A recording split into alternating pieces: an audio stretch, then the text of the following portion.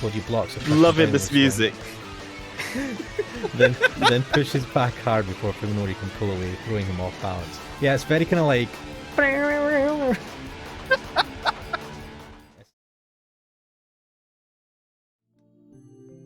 And we're back. I'm Ash Mannix, and I'm with my lovely colleague, Kuxel. I've been made into a colleague now, but at least I'm still lovely. I keep forgetting how I refer to you. It's been different every single time, so it doesn't matter. All right. Delightfully inconsistent is I. Yes. So, a little bit of a story about this episode. This should hopefully be the final episode of the Song of Saya for our playlist, or list of episodes we've done so far for the channel.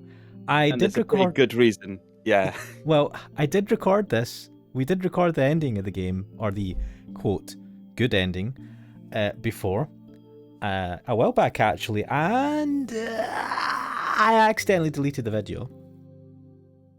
You binned it.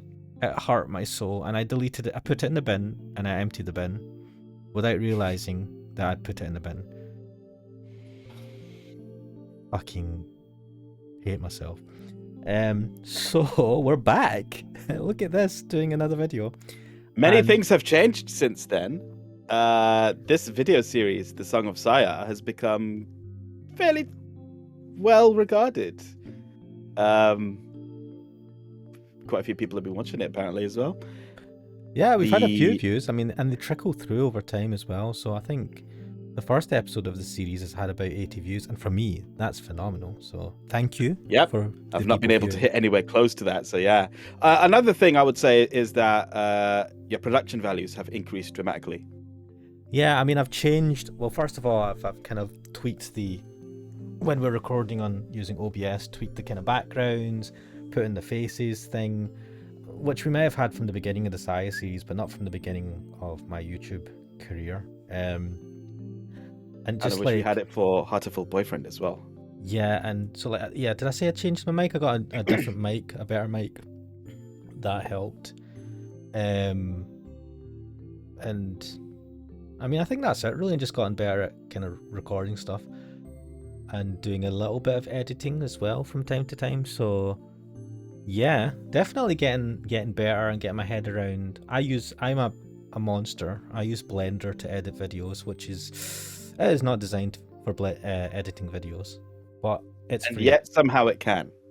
Yeah, it has it in it. It's really because it handles animation, and so it allows you to edit videos kind of for 2D, 3D animation stuff. And they've kind of they realized, I think, that people are actually kind of using this for general video editing, so maybe we should make it a bit better. And I think the last couple of years they have. It's alright, it's good, it's free, but it is janky, and Blender's a pain in the arse to fucking use, man. I'm still trying to get my head around it. But I was playing around with it the other day actually to try and make a transition video, or a stinger that I could use in. Do you know, I've just realized that when I listen to myself on these recordings, I'm like fucking sniffing so loud. I really shouldn't do that. Sniffing ASMR. I'm gonna. I wonder why you made it sound so severe in the last one, man, because it was very loud in my ears. Sorry, the last one, that was me doing it on purpose, but I just realized I just did it there just before talking about it. I don't know why I do that. It's like a deep breath through my nose instead of through my mouth. But anyway, I could prattle on forever. I have no one to talk to during the day, and so Kuxel comes on, and I'm like, please talk to me, and I want people to hear. Do you know it's like? Do you know the saying that for people that talk too much, they like the sound of their own voice? I sometimes wonder about that, but then I listen to my own voice in these recordings and I cringe, man. You can't hear your own voice. It took me quite some time before I got used to it. But yeah, hearing your own voice, it tickles that part of your brain. You're like, no, that's wrong. No, don't do that. Yeah, so what I'm going to do is I'm going to take a leaf from Kuxel's book. And when we get into the game, I'm going to switch off the avatars, because we do the voice acting anyway, and they are a bit distracting. I think, Kuxel, you've done this in a couple of your videos where you switch off the avatars. It depends on the game. the rationale I did for turning them off during SMT5 is that is a long form gameplay, and it's a widescreen game, so it would cover up certain graphics or information. And I thought, you know what? You can introduce yourself using the avatar and then turn off the avatar halfway through, or not halfway through, but like after the intro. And that's one way of doing it. For the Devil May Cry 1 commentary video that we made, I left it on the whole way through. And the reason for that was it was a pre-recorded footage of gameplay. And I figured that it wouldn't be that obtrusive if we just left it on, since both of us were talking over the gameplay the whole time. So it's a sort of it's a case-by-case sort of thing, like when to use it, where to use it, how to use it. Yeah, I think like for me, it's like if we are just talking over a game, we're not doing any voicing or anything like that, then have the avatars, because we're talking in a way that it's commenting on the game like you were saying. But if we're doing voice acting, or attempting to do bad voice acting, then taking the avatars away, because having the avatars are a bit distracting when you're trying to voice different characters and stuff. It makes sense. But yes, I could prattle on forever, but let's see if I can remember which. Oh, yeah, it's this one. It was the 2. Yeah, it's that one, I think, isn't it? Because that's the one where it's like, don't need it anymore. This one's no. other main. Yeah, because he calls Fuminori or he calls Ryoko. Right, let's jump into this. I'm going to switch to wait. Oh. Wait, which one was which? I know. Don't worry. Let's click into it. Let's do this. Why is delete the thing that you highlight automatically when you click the fucking gives me the right. Oh god, this music. I hope I don't get copyright claimed. You haven't so far. You're not going to for this one. Hopefully.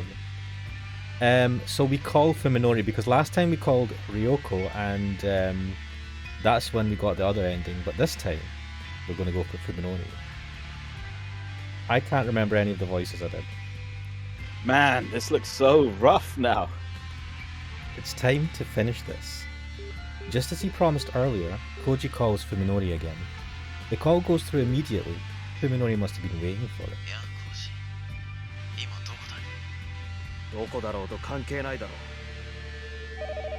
As soon as Koji responds, a shrill ringing fills the house.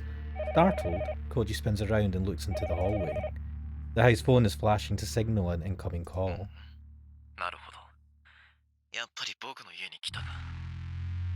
Ah, clever Fuminori. Koji fell for it. Fuminori is the one calling the house, and now he knows exactly where Koji is. He must have predicted that this would be Koji's first stop, and that Koji would call him upon finding it empty. Now, for those of you who have not watched the last episode in a while, we are the character Koji just now in Fuminori's house. We've seen that it's a mess. We opened the fridge and we saw parts of our girlfriend cut up and stored in the fridge freezer, like ready to be cooked. So I did have a little bit of a memory gap and couldn't remember exactly what was going on, so that is quite helpful. So this is what Fuminori is referring to when he says, "So, I guess you've already seen everything." Koji keeps his voice bold to conceal his horror. When did Fuminori become so cunning?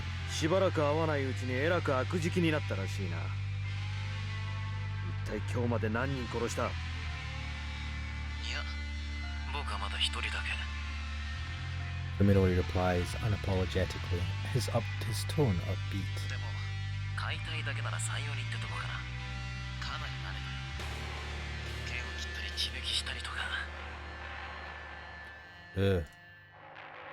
Koji no longer feels sadness or horror when faced with Fuminori's inhumanity. There is only the cold desire to kill the creature speaking such revolting words with his friend's voice.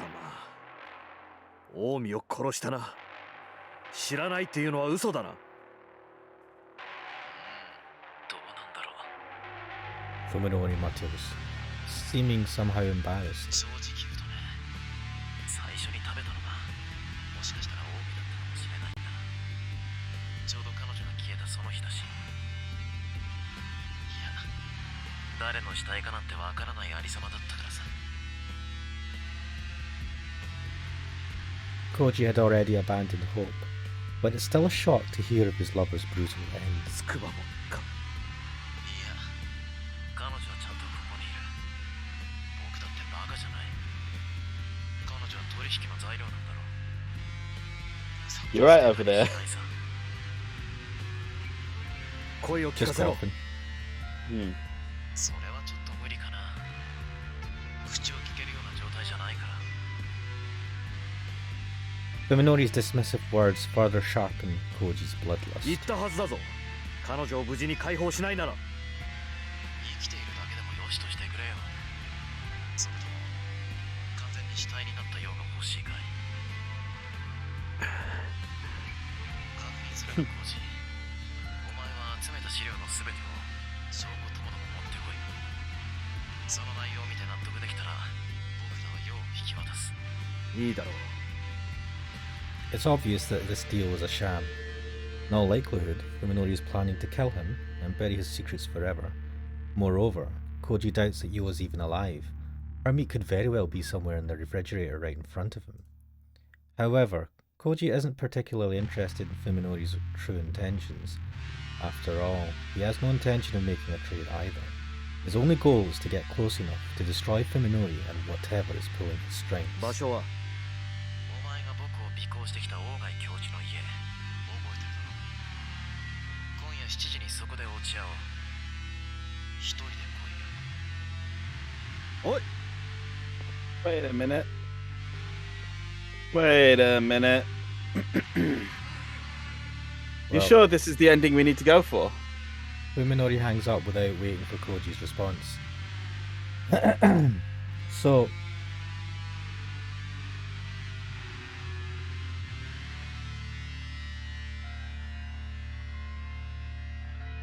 I don't remember, but I know we've seen both these endings, and I don't remember if this is the one we're supposed to be doing right now. I think it is. I still think it is, because the other option was to phone Ryoko and then they get together, but they still end up at the same place. Yeah. I remember And, that. Yeah, do you know what? Let's carry on. I think this is right. We'll see, because I'm beginning to remember what happened, and I think Yeah, we do go to Dr. Ogai's house first. Perhaps Fuminori too has sensed his opponent's intent. If so, then he has realised that Koji is not just the hunted, but the hunter as well. So we're like duelists manoeuvring for advantage. Koji smiles grimly as he pockets his phone. It's astounding how much their relationship has changed. You know, it's so bad. I was going to say iPhone. I'm so yeah. I'm bad. I feel bad. The question is whether or not to comply with the 7 o'clock rendezvous agreement. If this were a serious negotiation, then it would be wise to avoid preempting Fuminori in any way that could provoke his anger. What Koji and Fuminori are really doing, however, is trying to lure each other into a deadly trap. Koji doesn't know what Fuminori plans to do between now and then, but he's not about to let his enemy keep the initiative. The fierce bloodlust that has taken root in his heart is more than enough to energise his exhausted body.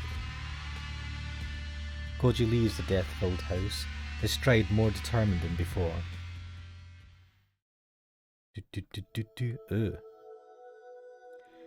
Today was the first time I've driven since my accident last summer. The proposition was always too dangerous to consider, given my inability to recognise roads and cars. Things have changed, however, in the 3 months I've had to adapt to my condition. I know what cars and pedestrians look like now, and even though I can't exactly see colours, I've learned to decipher lights and turn signals. I still can't read street signs, of course. Nevertheless, I managed to make it safely to our destination with Saya and Yo in the back seat. It was Saya who came up with the idea for our new hideout, an abandoned building she discovered while living with Dr. Ogai. In these hilly suburban residential areas, it's not hard to find thick patches of undeveloped forest just off the beaten path. Saya's old playground is located in one such secluded area, unaffected by the flow of everyday life. It used to be a privately operated sanatorium, hidden among the silent trees. After the owners went bankrupt, it remained unsold and was eventually forgotten. After I left Saya and Yo at the hideout, I returned to town to make some preparations. Now I'm finally back at our new refuge. I liked this ruin from the moment I saw it. Mountains of construction materials and garbage litter the front yard, forming a serviceable barricade. This place looks even less likely to receive unwanted attention than our house. Since my brain sees humans as revolting monsters, places they've been tend to stink or seem covered in filthy slime. Ruins like these, long empty of life, are the places I find the most restful. Tadaima. I call out to let them know I'm not a stranger. Then I go down to the basement where they're hiding. Oh, it's been a while, Saya.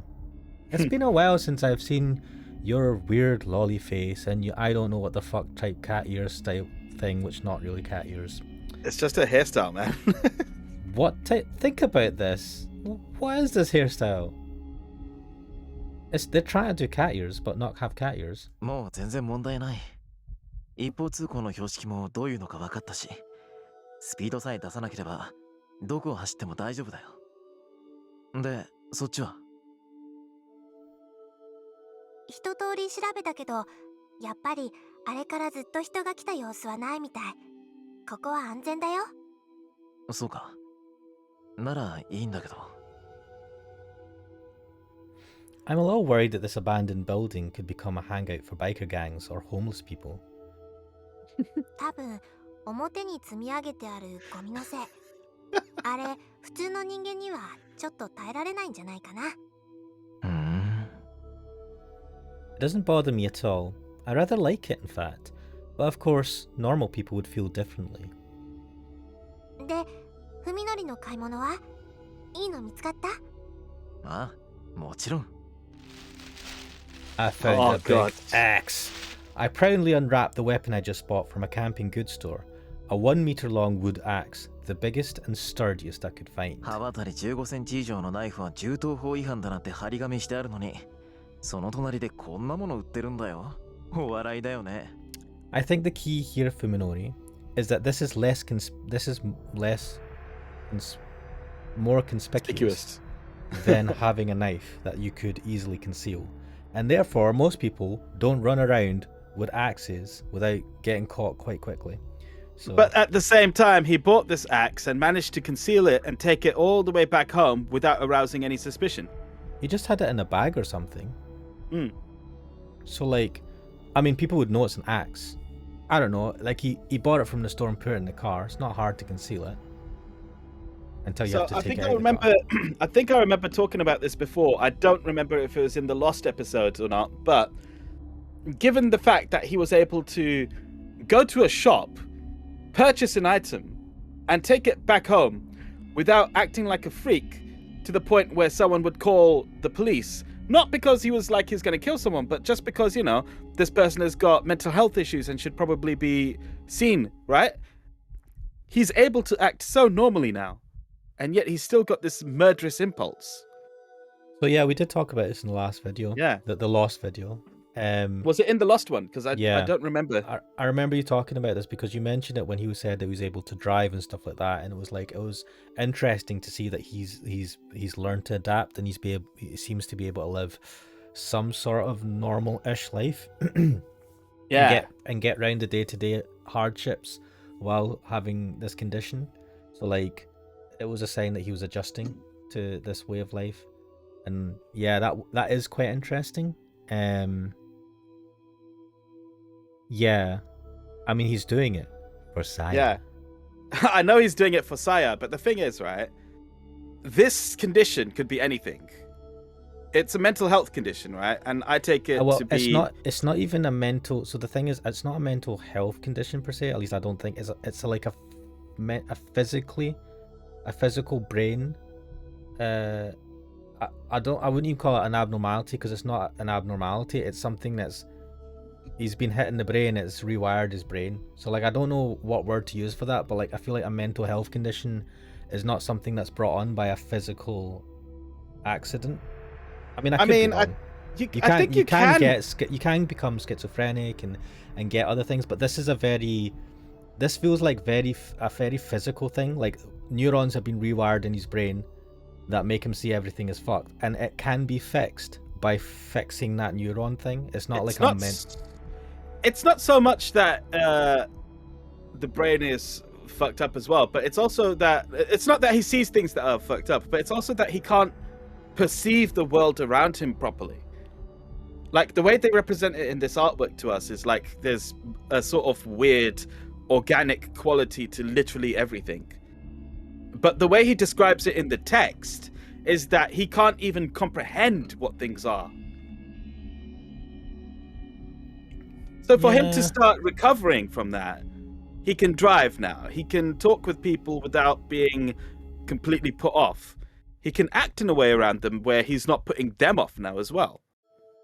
So, I see this as the point where, he has completely gone headfirst into this disease or illness or condition or whatever you want to call it. It's not a disease. It's not caused by any bacteria or anything or infection. But yeah, he has definitely gone fully into this condition and managed to adapt in a way where he could live his life, but he chooses to become a murderer. And so, at this point, he is completely deplorable and deserves whatever's coming his way. Yeah. I mean... I find it interesting that I don't know if this is just because of the way they want to show it in the visual novel, but I'm assuming that he sees himself as normal. I don't know. They've not actually specified whether he sees himself as a monster as well. But I don't think he sees himself as normal, to be fair. He knows he's got this problem, but he's seeing this as a sort of survival. These actions are means so that he can continue to survive and live together with Saya, and also the other girl whose name I've forgotten right now. Who they're holding captive. I think. Is it Yuko? Fuck knows. My point, what I'm trying to say is that he represents himself as himself, at least in these images. Now I don't know if that's actually a representation of how he sees himself, because you can see the axe is fleshy and weird, but his own body is normal, right? And so, like, to me, I interpret that as being he sees himself as a human being. He doesn't see himself like he sees other human beings, because he never talks ill about what his physical looks are, and they don't I mean, we've not ever seen him look in a mirror. So, but I feel like they would have pointed that out, and I find that interesting. I don't know if that's just a flaw in the logic here, or they've just not made it obvious, or they just made him look like him so that it's a bit more easier for us to see. I mean, I think it would be fair to say that by the time he suffered this condition, he had already seen what he looks like, and his brain had formed its own image of itself. So that's safe. Because the problem he has is how he perceives the world around him. As in, the information which is being presented to his brain is not the information that is actually being sent to his brain. It's being interpreted wrong. Yeah, still think you'd see himself as kind of weird if you had this kind of...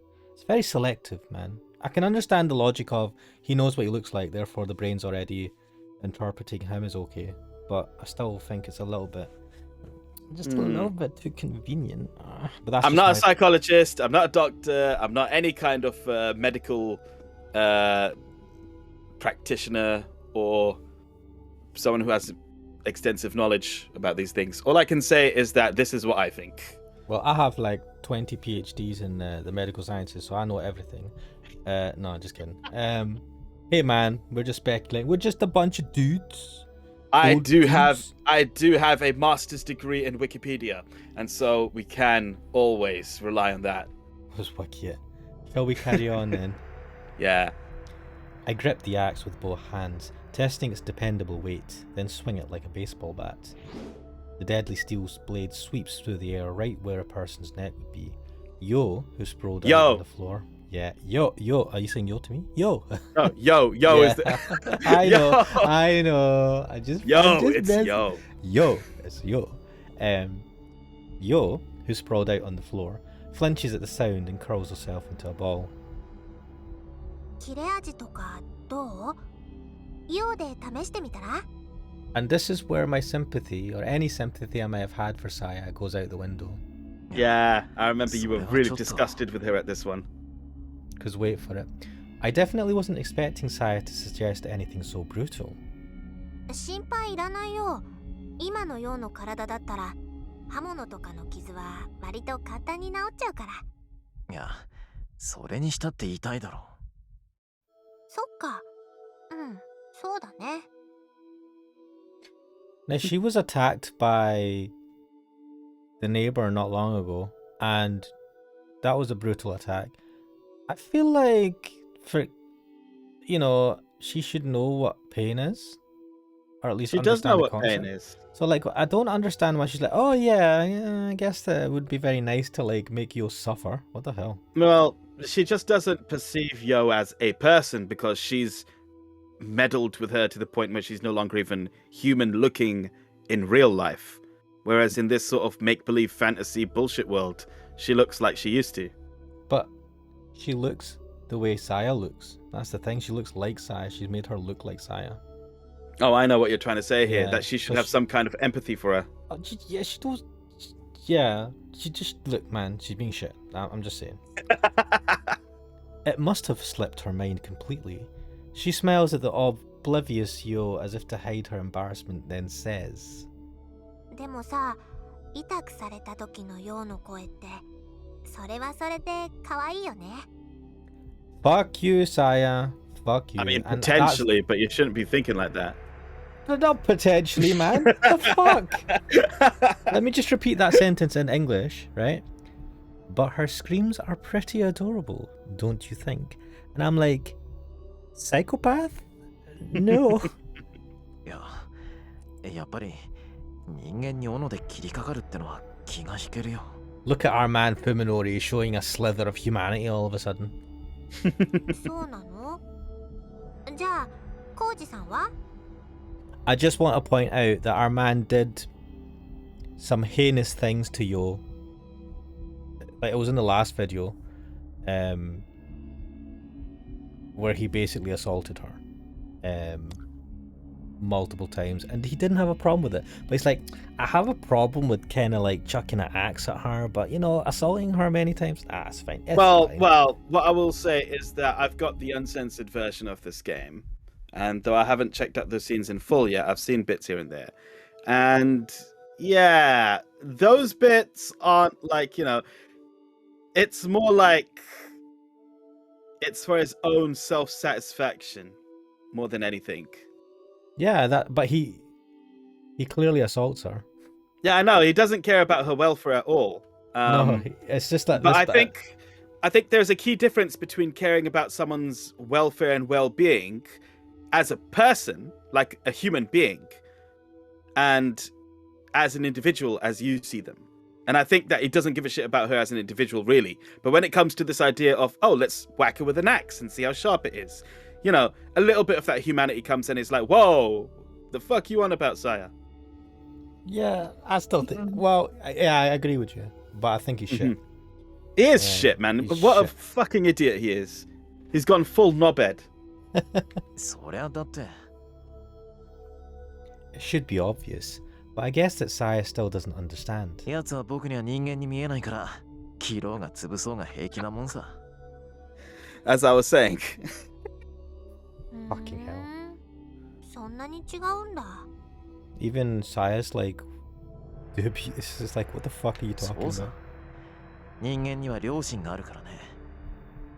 どんなに憎い人間だろうと、人を殺すと思うとブレーキがかかるもんだ。そこが僕の称賛でもある。本当に？ Saya seems awfully subdued. I guess she's concerned about what will happen when I have it out with Koji. 体格じゃあいつが上だし、普通に喧嘩したんじゃ勝ち目は薄いかもしれないけどね。でも僕にとっての化け物退治があいつにとっては人殺しなんだ。こいつは大きいよ。あいつはきっと最後の瞬間で隙を見せる。なんだか不安なんだよね。そういう心理戦っていうの確実じゃないっていうか。Why is Saya, this supposed kid, showing more sense than this adult idiot? She raises her head and looks straight at me. Yeah. ねえ、やっぱり私が買った方が良くない？ Yes. I appreciate Saya's consideration. Even though it could be interpreted as a lack of faith in me, she's still putting my safety above hers. Nevertheless, I can't accept her heartfelt suggestion. サヤの腕力だとさ、ヨウみたいな女の子なら楽にねじ伏せられるだろうけど、男を相手には厳しいと思うんだ。You're just a weak little girl, right? When the big boys are playing, right, we need to have men fighting the men. Well, the thing is, she wasn't able to overpower that neighbor as he assaulted her, so, you know, I can sort of see where he's coming from. Yeah, I just find it odd though. She's able, I mean, I don't think the neighbor's that much stronger than Koji's girlfriend, but then she did have surprise on her side there as well. The bitter memory of Saya's is still fresh in my mind. Saya falls silent for a moment. I am not saying that word, I'll get screwed. I know. Seeming to understand what I'm thinking, but then come right back to suddenly press her case. でもね、あのおじさんも最初の不意打ちはうまくいったの。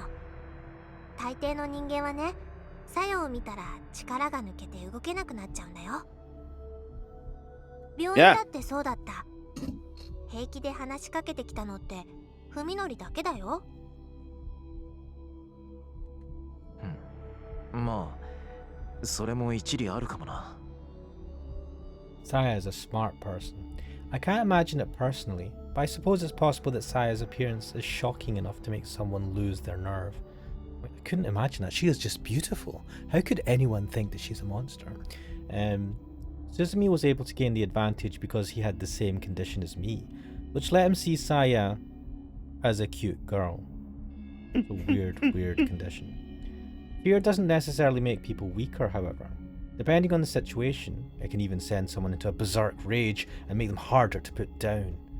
In other words, such a tactic would be the same sort of gamble that Saya's worried about. じゃあさ、さや、こういうのはどうだろうか。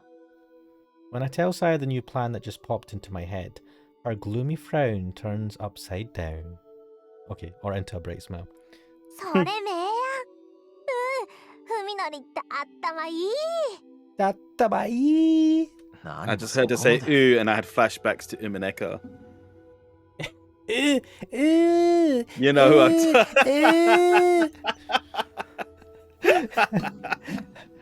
For anyone watching us, right, while listening to this, definitely watch or play through Umineko. It's a great game, great visual. Play through it. Play through Umineko. It's fucking phenomenal.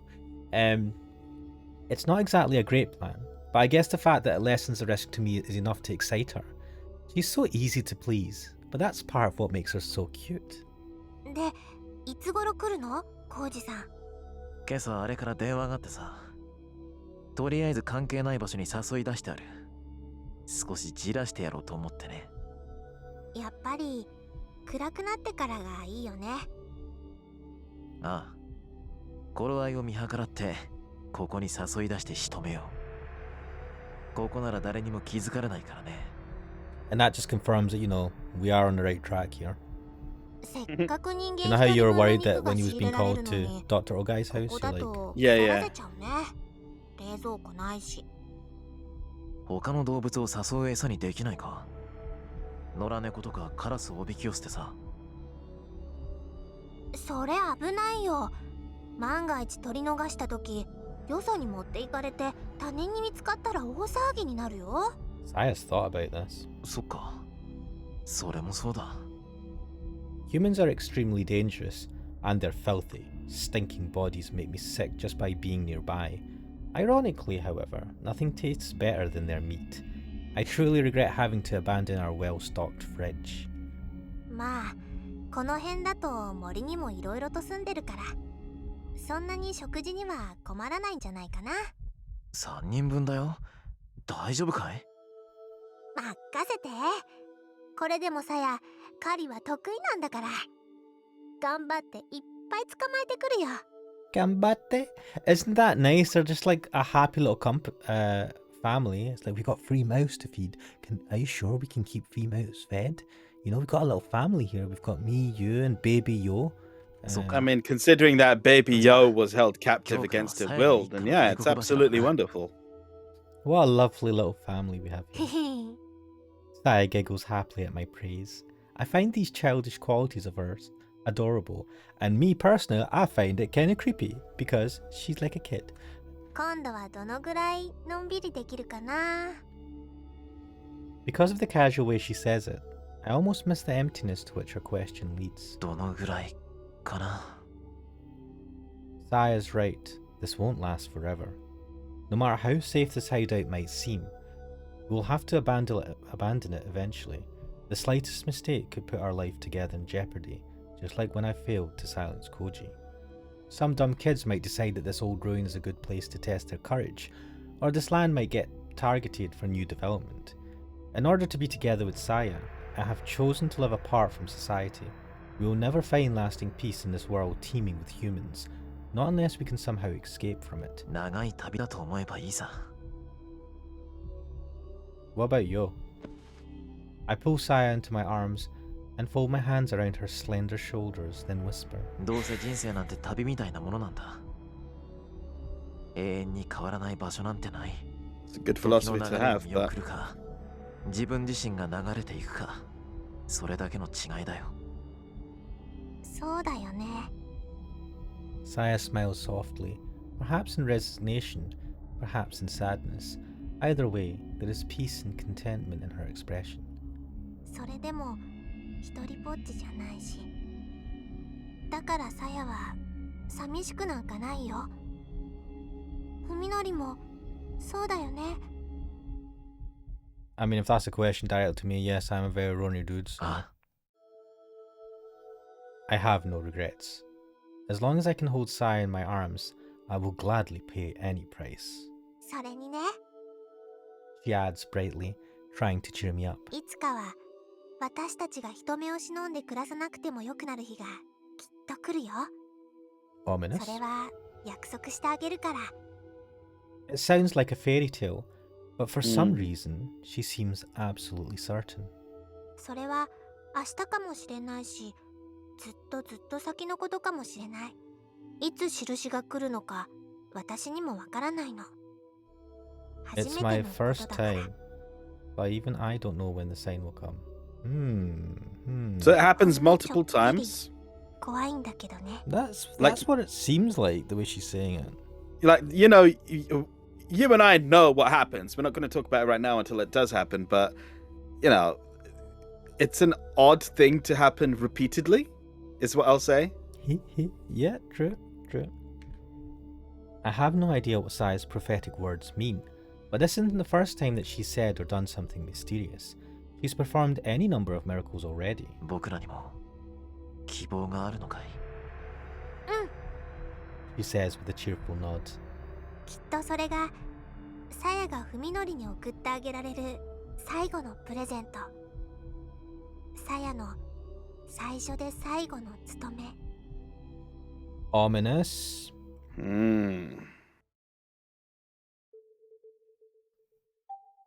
Ah, Koji has nothing to do but wait. He has spent almost half a day in the dark, empty study, breathing stale air choked with mold as he strains his ears for the slightest hint of movement below. Few people could endure such a vigil, but Koji has accomplished it without complaint. If anything, the suffering is welcome, for it keeps his nerves honed to a razor's edge. Without a doubt, his single-minded focus is the only thing allowing him to push the limits of his stamina. Koji understands this and embraces the pain. His closest friend has shattered his world like glass, and now Koji feels only hate towards the madness that has replaced it, and toward himself for allowing it to happen. Self-loathing is a more reliable source of willpower than any faith or resolve, no matter how noble. When he arrived at the Ogai house, Koji snuck inside carefully, hoping to perhaps take his enemy by surprise. It was only after he got inside that he realised the house was still abandoned. Even so, Koji was sure that Fuminori would arrive earlier than promised in order to set up an ambush. However, the light streaming through the windows turned red, then faded to darkness with no sign of anyone coming. Koji's patience has grown weaker and weaker by the moment. And now the appointed time has arrived. Just as Koji's frustration is about to peak, his phone begins to vibrate and flash. It's from Fuminori. He's calling rather than showing up himself. Rage threatens to overwhelm him for an instant, but Koji manages to keep his voice calm as he answers. どういうつもりだ、文則。いやね、まさか待ち伏せなんていう無駄なことをして神経すり減らしてないか。お前のことが心配になってさ。Fuminori says, chuckling scornfully. 遅くなったが、そろそろ本当の待ち合わせ場所を教えておかなくちゃと思ってさ。間に合ったかい？ふざけた真似を。まあ怒るなよ。当然の用心だろ。Fuminori laughs with unrestrained malevolence, as though to emphasize that he's seen through Koji's plans. お前がOgai教授の家まで来てるんなら、そこからほんの少し先、歩いて行ける距離の場所だよ。まずは車に戻ってカーナビを見ろ。ドクロ番地教えてやるから。今度こそ信用できるっていう保証は。疑わしければ来なくていい。尻尾を巻いて逃げるがいいさ。Fuminori hangs up immediately after speaking his challenge. Koji leaps out of his chair and kicks it across the room, unable to find any other outlet for his rage. He has no choice but to do what Fuminori says. His stamina is already exhausted. Only his obsession is keeping him going. If he allows himself even a moment's rest, he fears that he'll never again find the strength to face this madness. Tonight is his only chance to kill Fuminori. Koji knows, of course, that his enemy is planning to ambush him. Fuminori isn't going to fight fair, but then, neither is Koji. With the unsteady stride of a man half asleep, Koji leaves the Ogai house and heads for his car.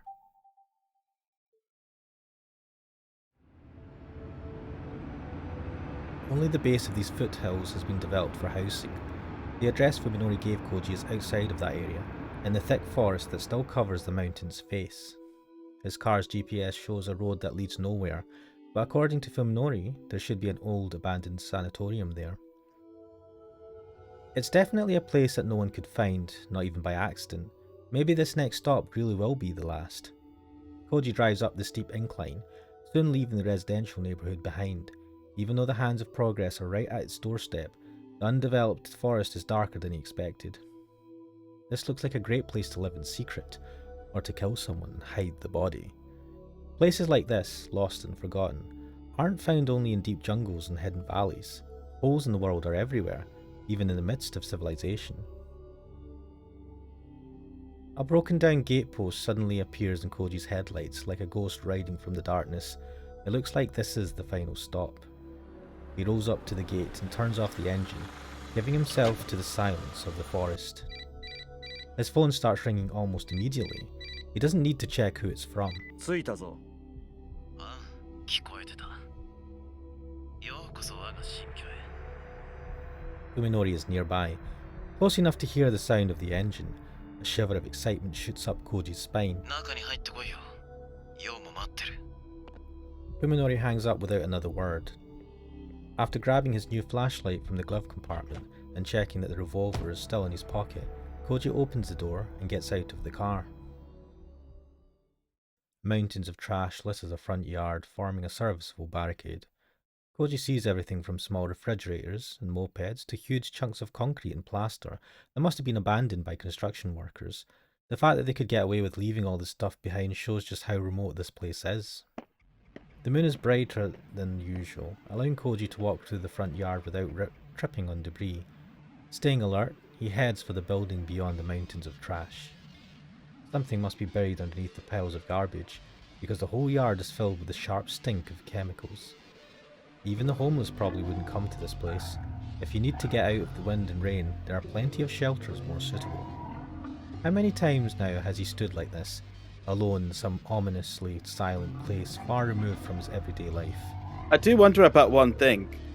Yes. Koji just mentioned that there's a strong smell of chemicals. What kind of chemicals, and would it be affecting Fuminori in some way? I don't think it's going to really play into anything, but it's something that just made me think. I wonder if it does play into anything. Or if they've done something to put the chemicals out there on purpose to put people off coming. No, because he said this place is a place he likes because there's no one here and it's cleaner to him and all that. Yeah, but it's cleaner to him because he can't smell. Like, everything that smells horrible smells good to him. Yeah. Or it could. We don't know. We don't know what bad things that we think are bad that he thinks are bad too. But he gets put off the smell of humans more than the stink of decay and stuff, because he's fine in his house, which was like absolutely stinking. Saya smells weird as well, apparently. So yeah. Sneaking into deathly quiet houses to find traces of unimaginable happenings has become as normal as going to class. The houses that he explored before were likely freshly shed cicada shells, empty and dilapidated, but with traces of the life they had sheltered. This place, however, is different. A perfect ruin, its walls and pillars rising from the dark forest like an army of ghosts, with no sign at all that people once lived and worked here. The structure resembles a skeleton more than a shell. Time and the elements have stripped it all of its former shape. Now there is only death. Koji has gone as far as he can. This must be the final stop. What will Fuminori's next move be? He must be planning to kill Koji. But how? Just as he's about to turn on his flashlight, Koji reconsiders. If he wanders around with the light on, he'll be broadcasting his exact location. That will give the advantage to Fuminori, who's probably lying in wait for him right now. He holds the light before him in the left hand with his finger poised on the switch. In his right hand, he raises the revolver, keeping it pointed in the same direction. Now ready to fire when he turns on the light, Koji steps quietly into the dark room. It takes a while for his eyes to adjust, but even when they do, he has only moonlight streaming through the empty windows to guide him. Everything appears grey and indistinct. However, Fuminori has to deal with the same conditions if he's hiding here. This is a battle of nerves, exhausting and deadly, where the first to make a sound and give away his position will lose. The rooms on both sides of the hallway are all open. Some are even missing their doors. Koji creeps up to each entrance, checks to make sure no one is inside, then carefully proceeds on. The stink that he noticed in the garden has changed. Now it smells more organic, like rotting meat. It's the exact same smell that filled Fuminori's house. Squish. Koji freezes and stares down the hall. It was a wet sound that he heard just now, like someone dragging their feet through a swamp, and it came from the room at the end of the hall. Something is there. Something alive. Koji creeps towards the sound, his light and gun at the ready. Squish, squish. Now it sounds like someone squeezing mud through their fingers, and as he gets closer, Koji begins to hear breathing. Could it be Fuminori? No, that's impossible. He should be waiting for a chance to ambush Koji, not making careless noise. As he proceeds, the strange sound coming through the cracks in the concrete walls grows clearer.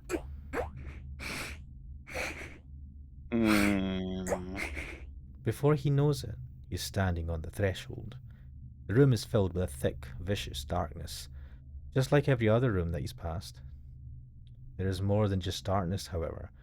Something is there. He can hear pained breathing, like that of a wounded animal, and what sounds like sobbing. Sobbing? Koji whispers into the darkness. Now that he's given away his position, he might as well turn on his light. For some reason, however, Koji feels that to do so would have disastrous consequences.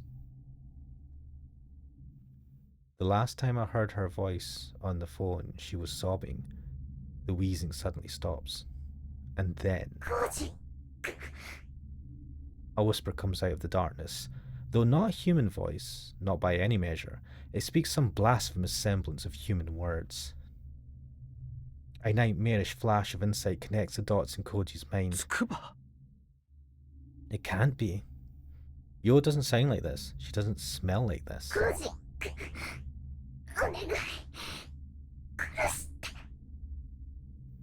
But if it's not Yo, then how does it know his name?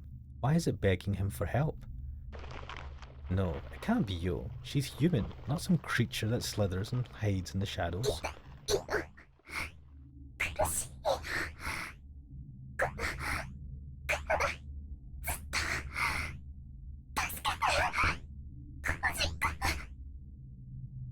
The thing wriggles closer, as reason cries out, imploring him to switch the light on before it's too late, or to turn and run if he cannot.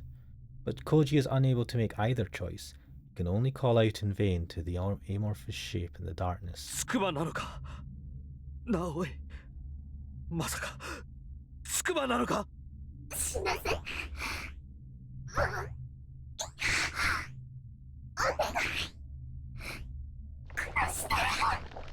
Something soft and slimy slides over Koji's toes. Instinct overrides his will, forcing him to turn on his light and shine it at his feet. The white beam reveals everything, the merciless truth that finally shatters Koji's sanity. Terror wipes his mind of all but two words, gun and trigger. His finger responds with instant obedience. There is an explosion of light and sound, both more intense than he anticipated, and then the destructive forces are swallowed up by the darkness. His ears are still ringing from the bang, but he hears a weak voice coming from the shadows. Koji screams and pulls the trigger again and again, certain that salvation can come only from the barrel of his gun. Light and darkness, explosion and silence, they dance before him 3 more times. Koji doesn't even need to aim, the horrible creature is right at his feet, far too close to miss. Ryoko warned him how many bullets were left in the gun, but that information has already been driven from his mind. Even after the cold, heavy gloom wraps itself around him once more, Koji keeps pulling the trigger like a man possessed, paying no heed to the clicking of the empty whip. His panic-stricken legs suddenly give out, sending him down hard on his backside. Even then, he keeps firing the empty gun. He knows no other way to erase the memory of the thing that he glimpsed in the beam of his flashlight. The light, which fell from his hand during the attack, is now pointing in a different direction, and though all 4 bullets must have hit their target, they were Koji's last card to play. Which leaves him alone in the darkness with no way to defend himself. And just as he realises this, a mass of rotting flesh rolls over him like a tidal wave.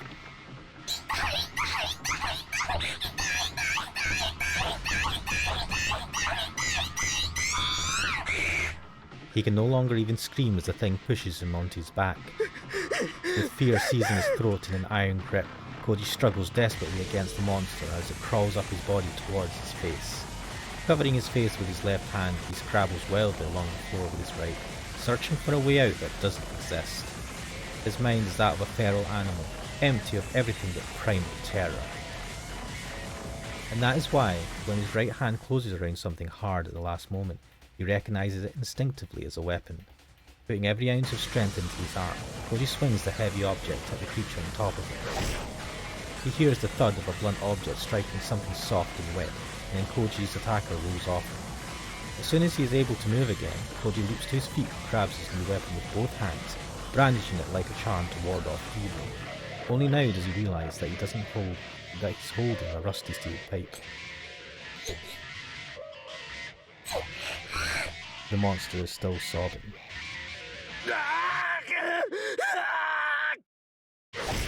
With a cry that is part scream and part roar, Koji raises the steel pipe and brings it crashing down on the cowardly creature. He hears a wet sound and feels the blood-chilling sensation of its thick, soft flesh absorbing the blow. Those combine to evoke an instinctive loathing that wipes his mind of all but the urge to destroy. Consumed by the same desperation with which he kept firing the empty gun, Koji rains blow after blow down on his enemy. After the 10th blow, it stops sobbing. After the 20th blow, it stops moving. And after the 30th blow, it begins to feel and sound more and more like he's beating a puddle of vicious liquid. Koji doesn't stop thrashing the creature until he recovers enough of his senses to realise that whatever it may have been before, it is now nothing but a corpse. The pipe in his hand, covered with unidentifiable fluids and filth, suddenly feels unbearably heavy. 20 years of memory in the light of the sun. If they were indeed precious to him, then he should never have come to this place. The black flames of despair rise within him, consuming fear and revulsion and pity. Only rage and hate remain. Every cell in his body cries out for vengeance, for the blood of the man who poisoned him with truth and tore him from the womb of innocence. And then Koji, slave to hate, hears the sound of someone sneaking up behind him. Koji whirls, swinging his pipe with all the force he can muster. His enemy hastily leaps back to avoid the strike, surprised by his failure to catch Koji off guard. Twisted shadows dance in the beam of the light on the floor. Readying his pipe for the next blow, Koji faces off against his second attacker. Before this moment, Koji could never have imagined that he would ever speak his friend's name with such hatred.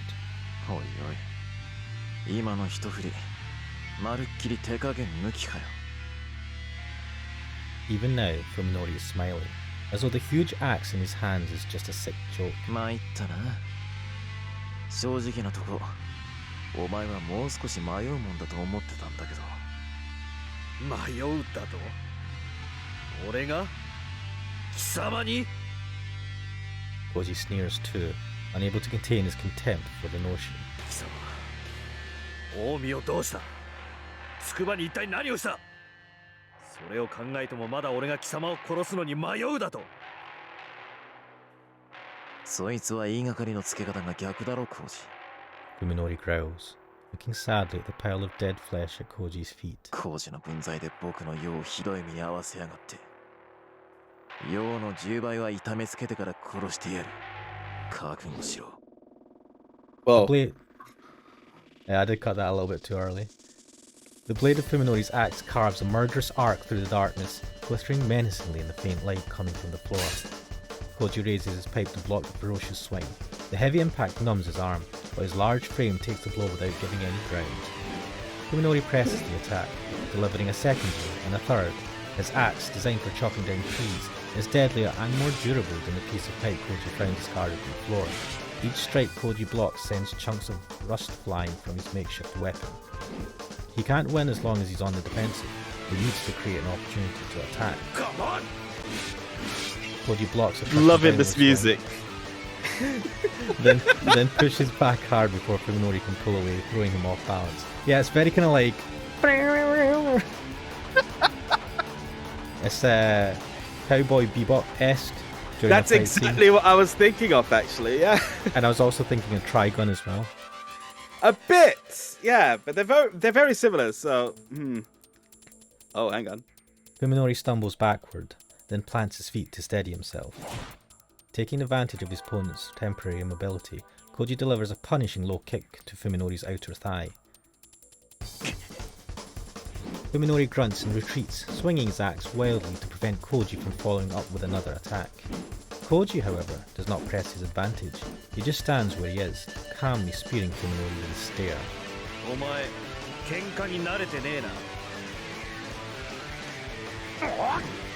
Fuminori roars and comes in for another attack, but the damage to his right leg seems to be slowing his swing. Easily blocking the axe with his pipe, Koji waits for Fuminori to exhaust himself. Fuminori delivers blow after heavy blow, howling savagely all the while. What he does not realise, however, is that the situation now favours composure, not brute force. When Fuminori raises his axe high for yet another attack, Koji sees that his movements have grown dull enough.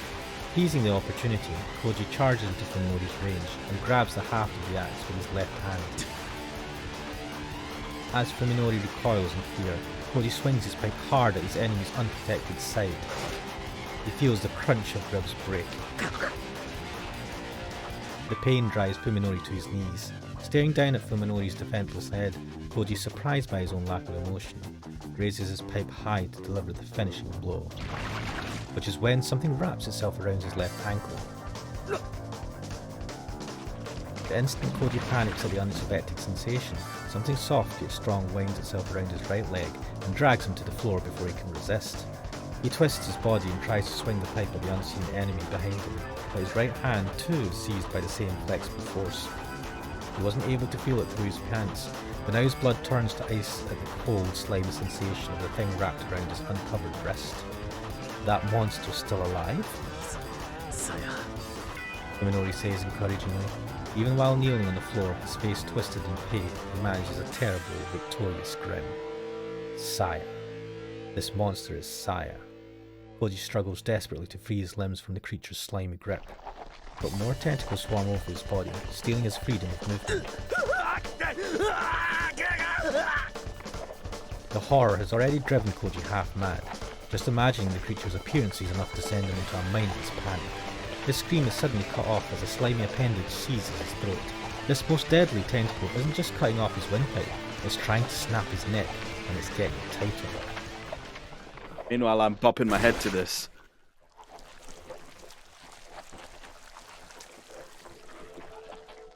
My mind hazy from the pain, I watch as Saya feasts upon her slain prey. We've won. It was hard, and I wasn't able to do it alone, but together we have defeated our enemy. The price was steep. At least 2 of my ribs are broken, sending a sharp pain shooting through my chest every time I breathe. And then there's Yo. I didn't expect her to fall to Koji so easily. I suppose that, unlike Saya, she might have been unfamiliar with how to use her new body in combat. My injury must have fueled Saya's anger. Her slaughter of Koji was merciless and complete. As soon as her prey stopped moving, she sank her teeth into his vital organs and ruthlessly extinguished the last embers of life.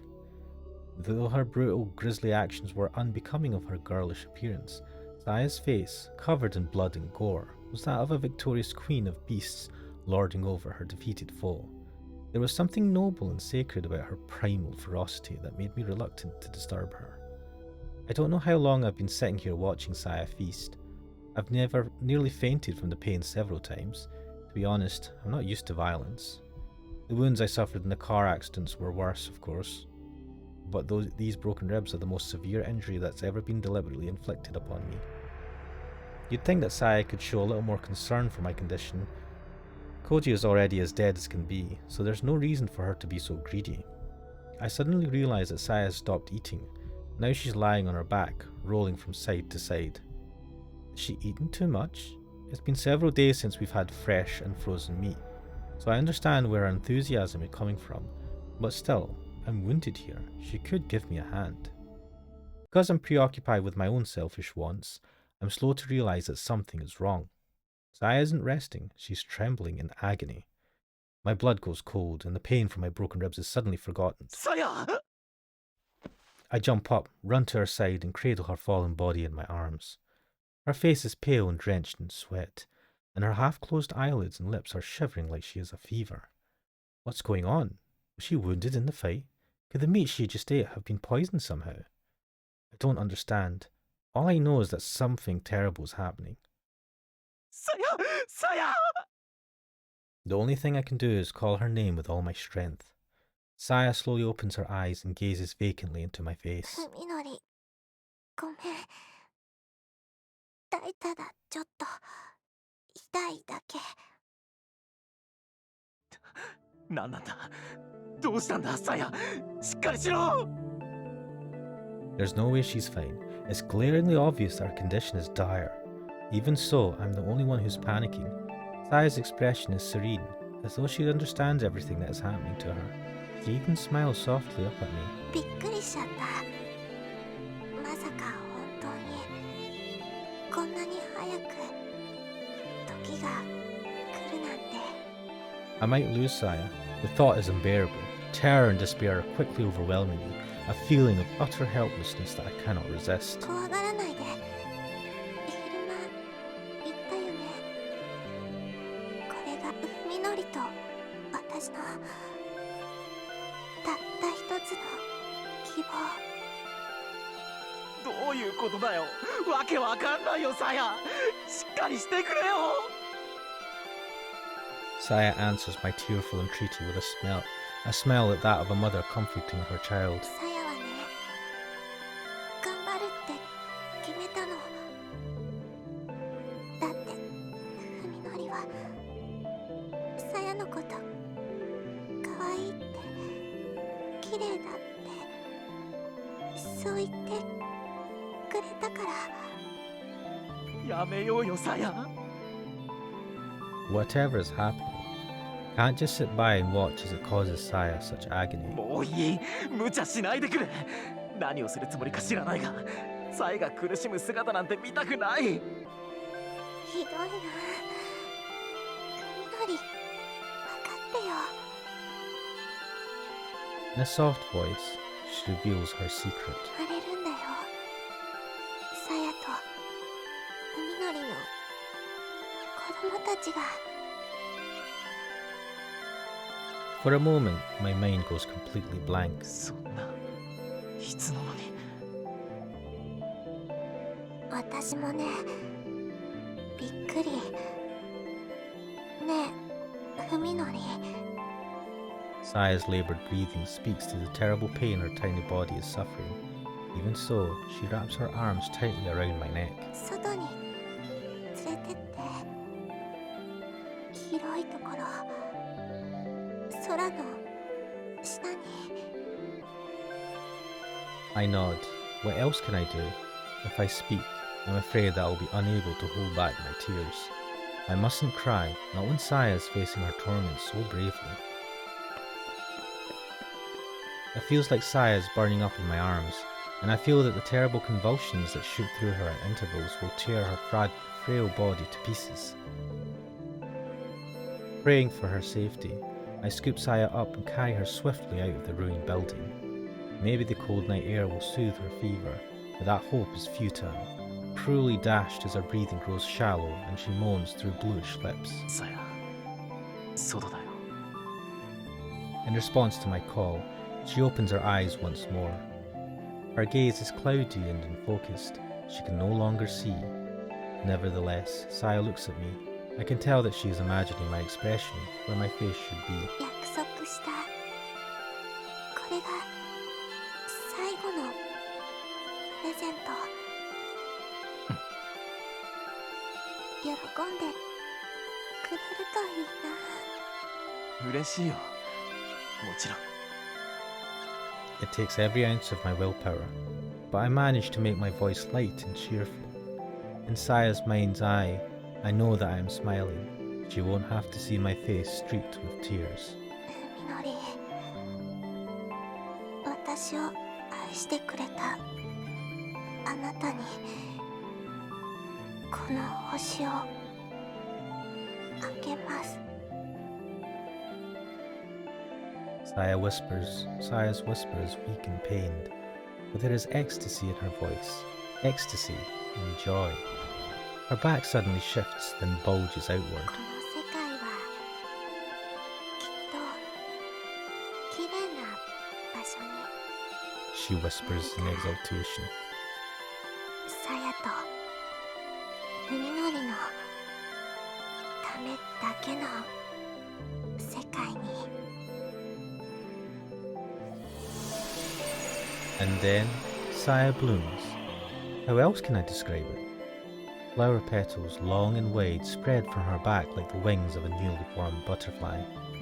Their brilliant glow comes from the countless tiny scales that cover each petal like particles of light. さよならなのか。 I ask her, careful to keep the sorrow out of my voice. ううん、違う。これは始まり。 Saya's pain must already have left her, for her expression is infinitely peaceful and content. 私とふみのりの世界の The radiant 始ま motes り。 The radiant motes rise in the wind, painting rivers of light in the frozen winter sky. It is beautiful, overwhelmingly, painfully beautiful. Singing victoriously of their freedom, the shining seeds of life are released into this vast and fertile land. Their song heralds the coming of the new world and the destruction of the old. It is a boundless healing.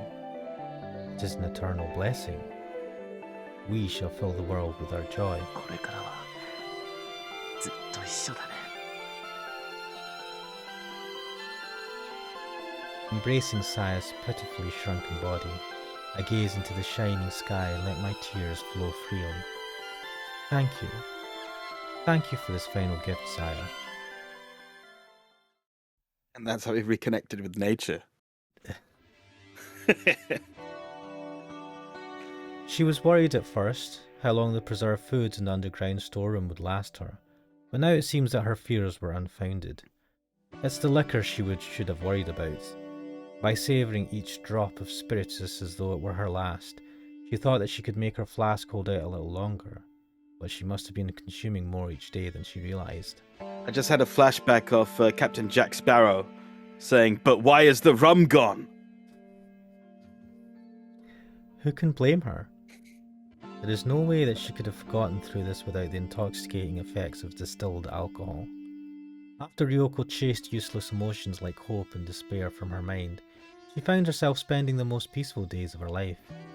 As resignation set in, even hate and fear left her. Now she feels only awe for what Ogai Masahiko did and respect for the depths of his intellectual curiosity.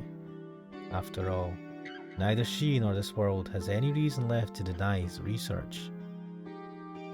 Alone in the mountain cabin, Ryoko killed time by bringing order to the documents that Ogai had left behind. She took the scattered and ciphered papers and rewrote them in a more readable fashion, eliminating redundancies and adding indexes and tables of contents. Ryoko did not intend for anyone to read them, of course. She knew full well how meaningless her actions were.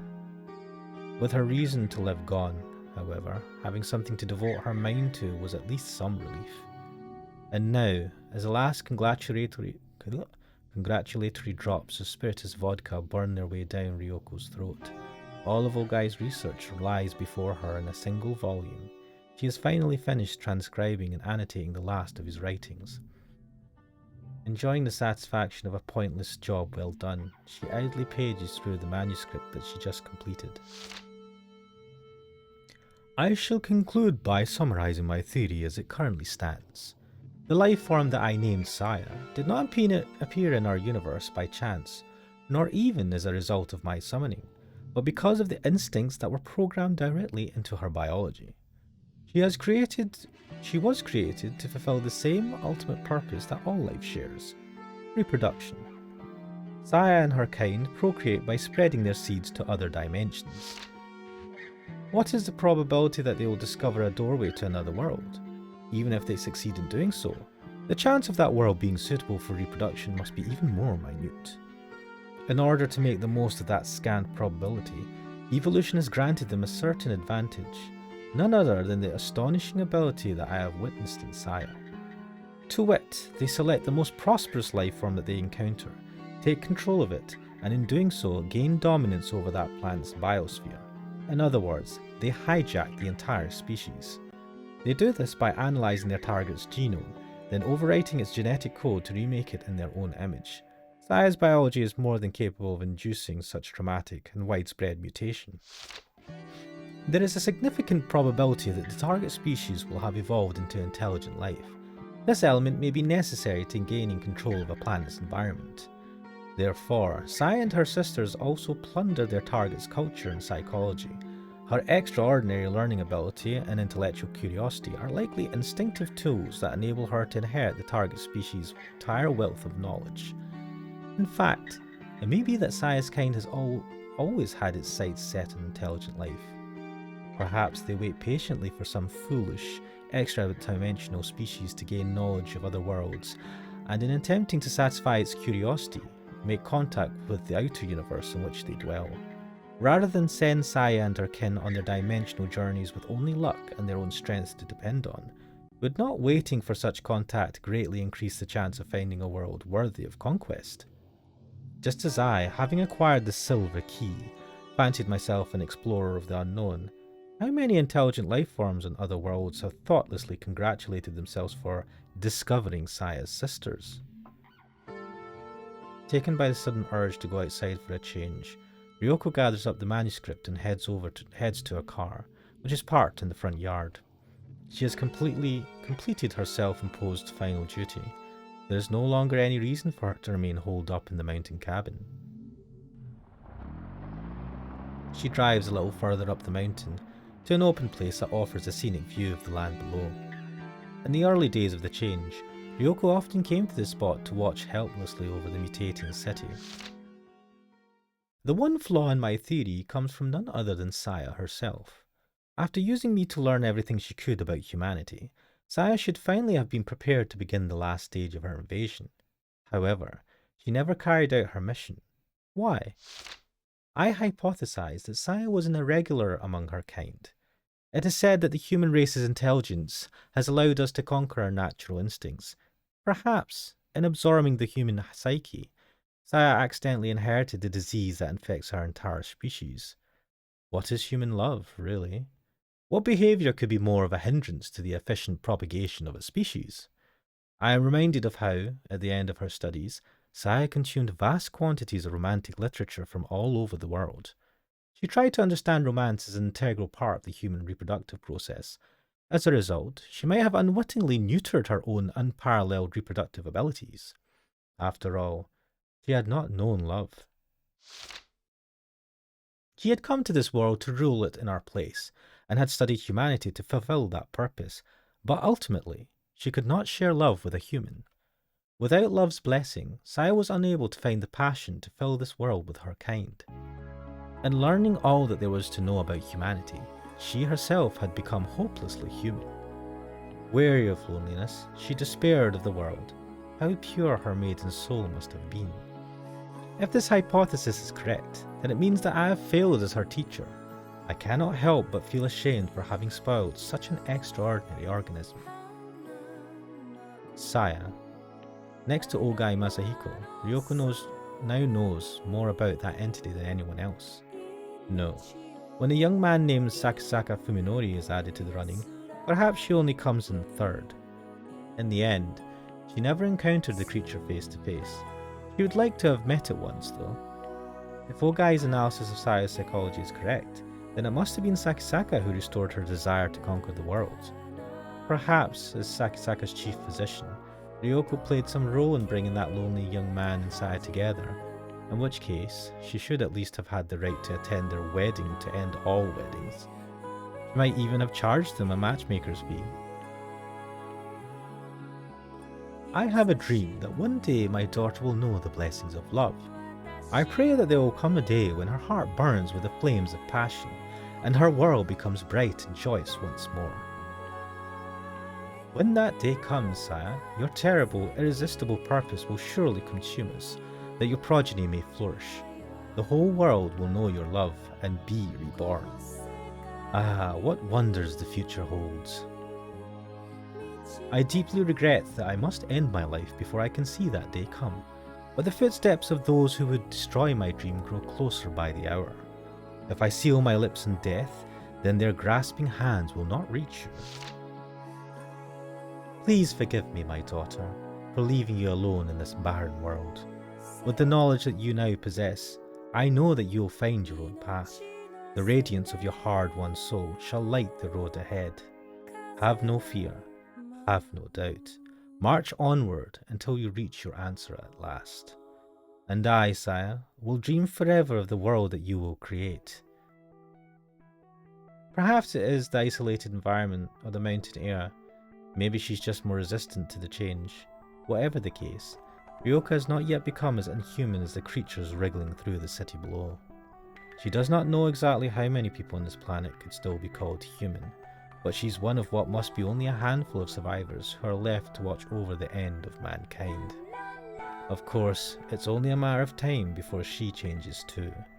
It has been 3 days since she chopped off her right hand, which had ceased to function as anything resembling a human hand, but the itching that has spread across her entire back is growing more intolerable by the hour. She could look in a mirror to see what she is becoming, but she doubts that it would make her happy. Ryoko thinks that maybe it would be best to just go to sleep here, with the world spread out before her. When she awakens, perhaps she will be ready to descend the mountain and join in the city's revelries. Or maybe she won't even need such resolve anymore.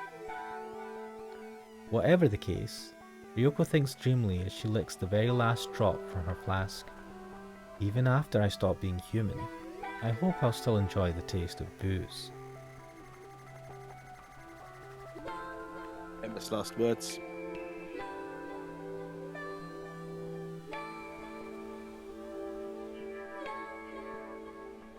Do you have to click? Yeah, I had to click. Oh no, I missed the ending credits. Oh well. Oh, and I think that's the end of the game.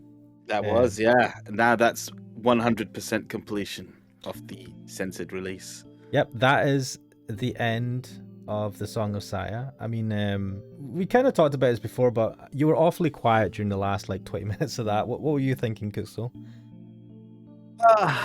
I do feel like it's got a certain beauty to it, the story.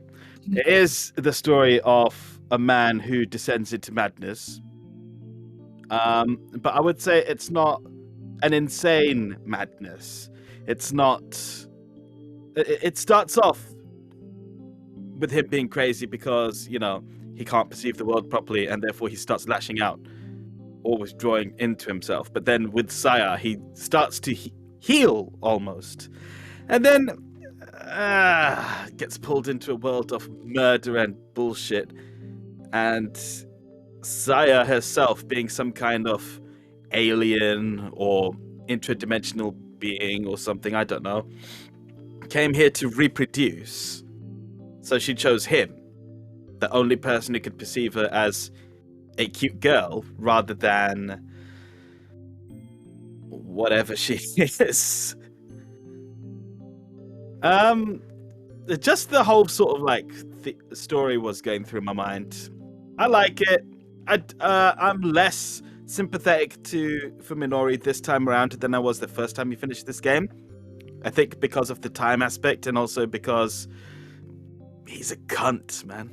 Have you had a time to think about his character and resolve it to actually he is a shithead? Basically, that's essentially what's happened. Because it's very easy for me to see things from his perspective. I'm like, you know, I'm thinking, what is it like to live with a disease or condition like that? And it's got to be frightening. I'd like to, I'd like to give him some credit at least for trying to put up with being in that condition. But, you know, when he starts being like, I don't see Koji as human, therefore it's easy for me to kill him, you know, I can't say that line of thinking garners any sympathy from me. Yeah, I think that's, they go a bit too far, I think, in the visual novel at that point. With his Yeah, character. I mean, by that point, yeah, he's a proper shithead. I mean, by that point, he's already treated Yo extremely poorly.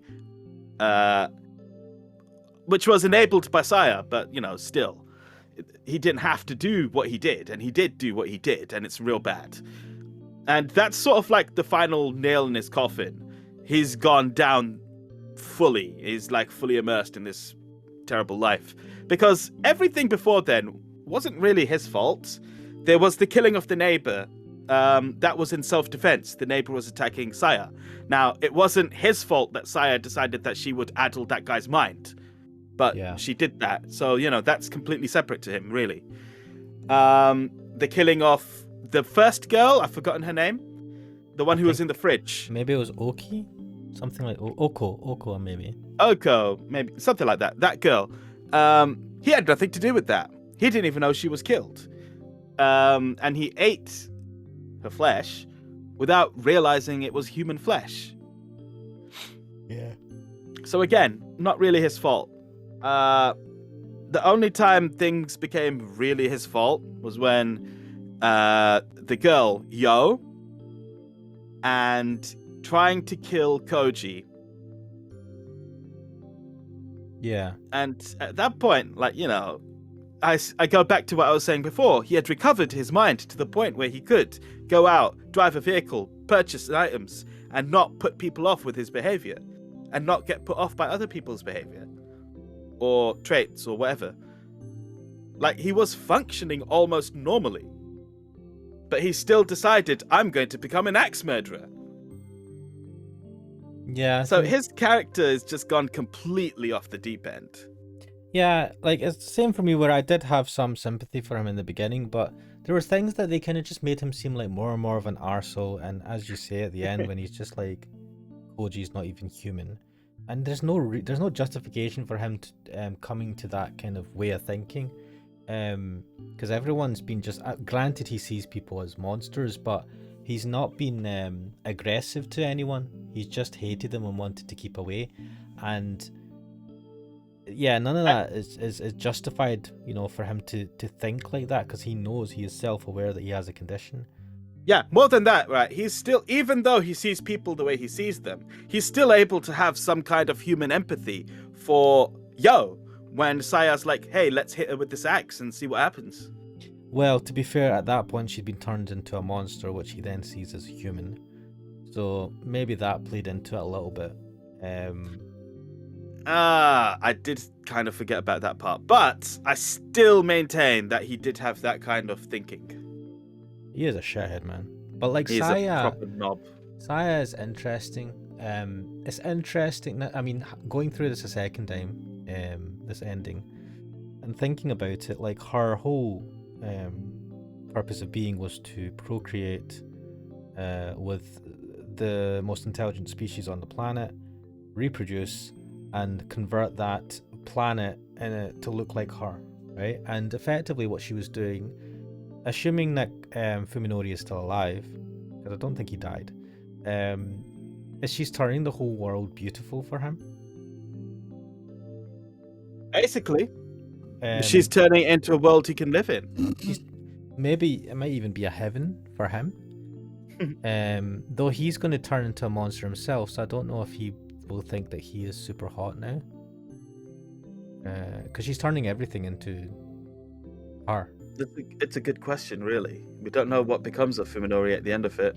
But then, is life really worth living for Fuminori? Like, first of all, he is a scumbag, and I kind of wish he died. But like, is life worth living for him without Saya? Because his whole the whole plan was for him to run away with Saya and just for him to live with her. Yeah, it's definitely, this is a really interesting visual novel. Yeah, granted, it had some really weird sex things in it that I'm like, okay, what the. I don't think they're all that weird to be honest, especially given the context of the ending. It's weird to me because she looks like she's 12. Yes. If she didn't also, look like. Yeah, I know. I fully understand where you're coming from. But to make a case for this game and its story, she is meant to be a younger whatever from her species, like whatever kind of creature she is, because she is going through puberty. Yeah. Now, whether that justifies Fuminori is a completely separate topic for discussion.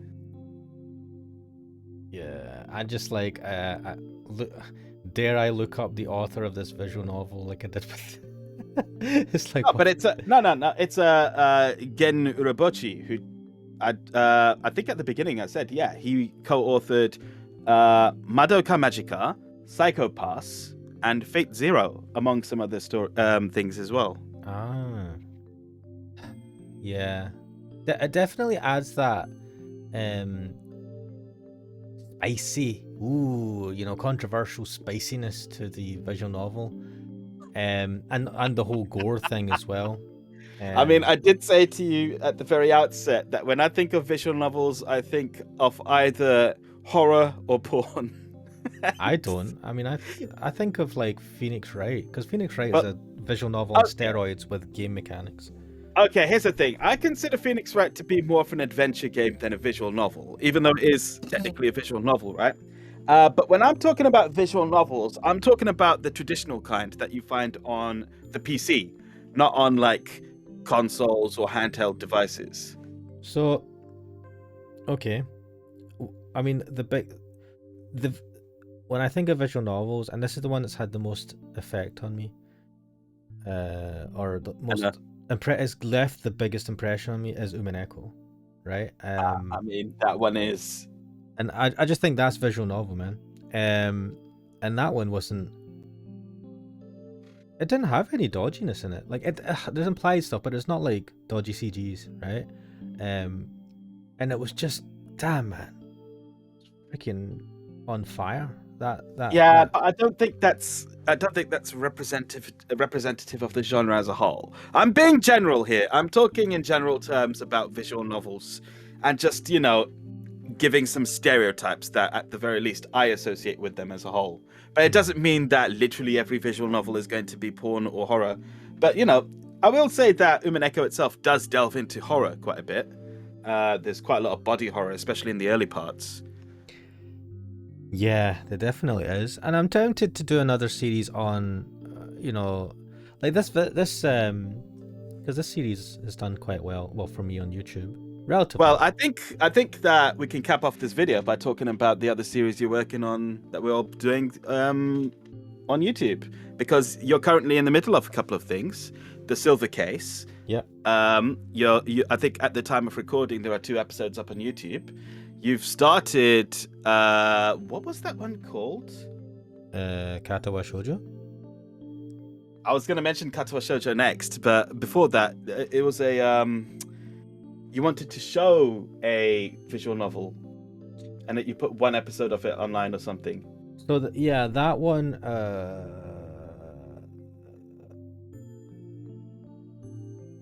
So I did an episode which was like the prologue. There was a prologue for a visual novel it's due to come out later this year.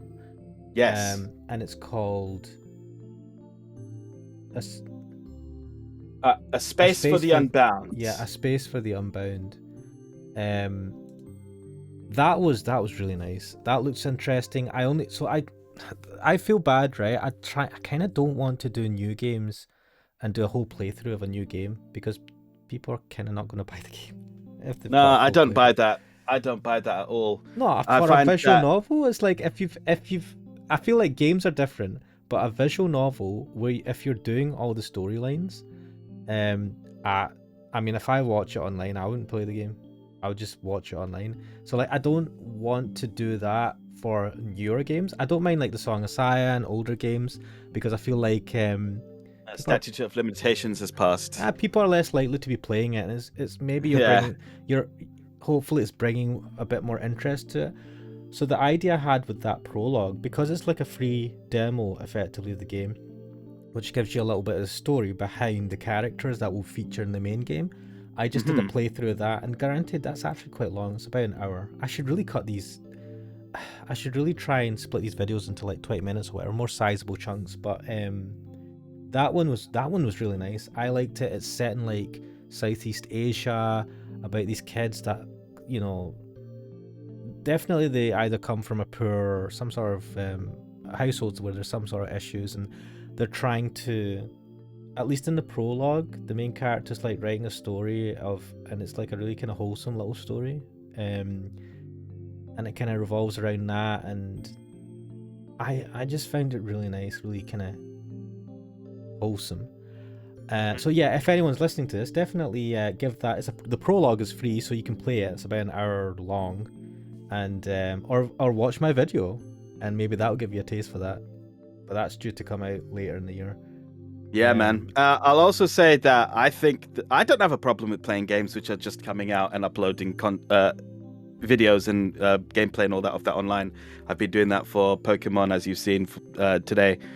You starred in 1 episode, guest starred in the first episode at the very least, and well, we're there for the best parts of the second episode. And you've been co-starring in my Shin Megami Tensei 5 game videos. Yeah. Do you know, I just kind of like, I think for new games, I'm happy to do episodes on them, but I want it to be something like, I've done an episode of this. This is an intro to the game, and hopefully because the problem with games nowadays, right, is it's not like you go. I mean, when you used to go into now I'm showing my age here, but when you go into the games shop, right, you'd look at the cover. Yeah, game shop, physical copies. You'd look at the cover of the game, look at how nice it looked, and then read some of the blurb at the back and give that a go. And nowadays, you do get like trailers and stuff on Steam, and you get the blurb there, and you've got reviews. But I think like someone playing the first like 20 minutes of the game, there's plenty of people that do this on YouTube already anyway, but someone playing the first 20 minutes, having a bit of a laugh, a bit of a chat, you know, talking about it and all that, definitely if you watch that will give you a much better idea of what the game's going to be like. And if you're interested, you know, you'll hopefully buy the game or whatever. I like that. And because it's the other thing is, and this is going to be a kind of long video, but I've thought about it, and you know, like doing whole playthroughs, there's a lot of drop off as well. People will watch the first video and then they won't watch the others, which is fine, but then you're making a lot of videos that a lot of people might not watch. And this is why I'm saying it should be something you want to do. Like, Yeah. I'm playing SMT5, right? Because I want to play that game. And I'm making videos out of it because I want to make a record of the gameplay. And I'm inviting you to come with me on these videos because it's a game which I think you would enjoy seeing, playing maybe even. But, you know, it's a series which I think needs more attention as well. So it's nice to have that series there available. Yeah, I get that, and I think I want to. So part of me is like, yeah, I want to do that. I just want to chill with my mates, or chill with you, right, and just play games and post it up. Why not? But then another part of me is like, I want to, like with my channel, I want to make stuff that's not just for me, but something that's aimed more at the audience, that will be either informative or funny. And I could do both. Like, I could do the long playthroughs of games I like this. Like, I do you know, I wouldn't have played this game, I don't think, if I wasn't doing these videos, and I thoroughly enjoyed this game, even though it was like, what the fuck. Honestly, I've said it before and I'll say it again, but you have a talent for finding games which are interesting. Yeah, I don't know. I mean, definitely. Don't worry. I'll find a game that's not interesting, and then you'll hate me for it. But yeah, I think I'm in two minds. I want to do, so I think that's what I'm going to do. I'll do playthroughs, games that I like that are a bit weird, but I also want to do stuff that's more edited and maybe a bit more review or video essay like or something, because I want to also try and, you know, build some sort of skills in editing, and just, I want to tell funny stories in my videos. It's such a random thing to say, but like, I feel like every video is a bit like a story. How you watch a video, you want it in a bit of a story form. You want beginning, middle, end, no matter what type of format it is. And I kind of want to try out that format, not in obviously the playthroughs, because that's a bit different, but in other videos I do that are like shorter form, either reviews or something game or anime degenerate related. But now I'm just rambling on. I think we'll end it there. If you've got to this part of the video, I really appreciate it. If you've watched all the videos, thank you for getting to this point. If you've watched these videos, you should definitely check out the other videos which Ashmanix is putting up. I would recommend go on to Kuxel's channel. His channel's called Kuxel. We have got a video series, as he's mentioned, on Shin Megami Tensei 5, which we're going through. Got a couple of Pokemon videos there, and various other stuff that I play with Kuxel. So if you're enjoying if you liked this series, I would recommend my series on Koikari, actually, because while that's more silly, it is a visual novel series, and well, we may see where things go. I haven't gotten that far in it yet, but we'll see. It's got potential. This has been fun. Thanks a lot for watching. I'm Ashmanix. And I am Kuxel. And we will see you next time. Bye. Bye-bye, everyone.